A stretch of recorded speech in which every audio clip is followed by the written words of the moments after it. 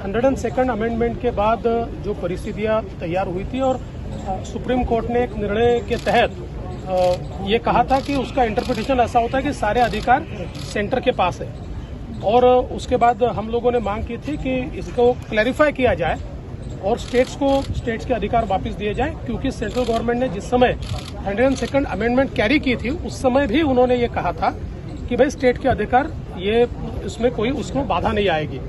तो आज उसी के संदर्भ में बिल ये लोकसभा और राज्यसभा में रखा जाने वाला था और उसी सिलसिले में मैंने एचएम साहब से मुलाकात भी की है और उनको निवेदन भी किया है कि इसी अधिवेशन में ये बिल जो है इसको मान्यता मिले।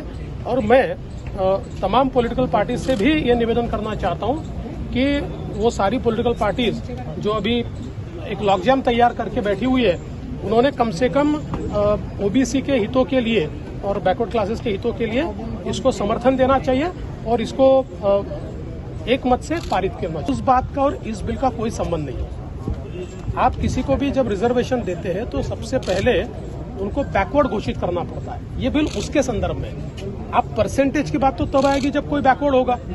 तो बैकवर्ड घोषित करने का जो अधिकार स्टेट का था, वो जो चला गया था, वो अब स्टेट को वापस मिल रहा है। तो पहले वो कार्रवाई तो पूरी करे बैकवर्डनेस की। इसलिए ये मुझे ऐसा लगता है कि एक प्रकार से अपनी जिम्मेदारी को टालने का ये काम है। जब ये मांग उठती है तो जो आपको जिम्मेदारी दी है, क्योंकि सुप्रीम कोर्ट ने मराठा बैकवर्डनेस का जो एक रिपोर्ट था उसको नकार दिया, तो अब नए सिरे से बैकवर्ड घोषित करना पड़ेगा। तो अब तक तो ये कह सकते थे कि भाई करना है, लेकिन जी हमारे पास तो स्टेट के पास कोई अधिकार ही नहीं है। अब ऐसा नहीं है।